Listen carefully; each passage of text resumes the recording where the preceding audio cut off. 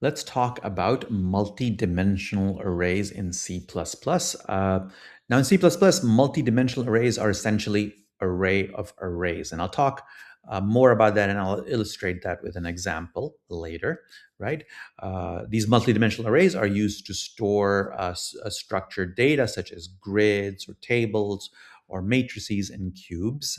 You define multidimensional arrays much like you would define a single dimensional array, except that now you have multiple set of square brackets for each dimension.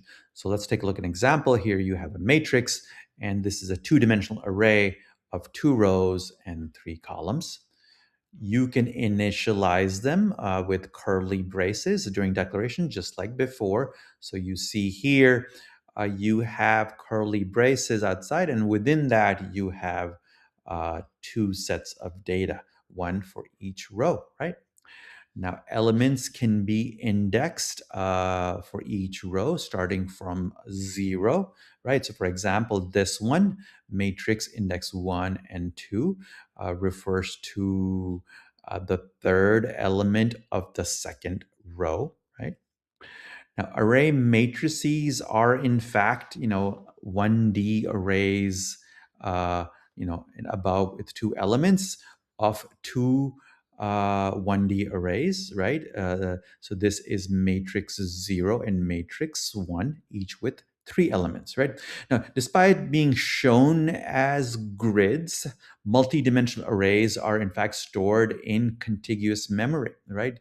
So this is how the memory would be laid out for the above case, right? It would be the first row followed by the second row. And we can actually see that if we print the memory location. So here what I'm doing is I declare the matrix and I want to look at what is, what exactly is this value of the variable matrix. What is the location of the first row and the second row, and what is the location of each of the elements. So let's actually copy this and look at it in the IDE. We will paste this here, right? And let's print this and see what we get, right? So you will see what we get here is matrix, right?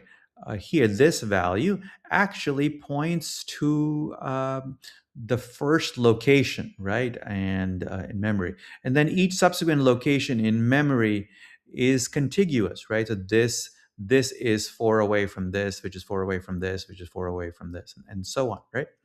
Now, it actually has two rows, right? So the first one, matrix 0, actually, in fact, points to this first element here.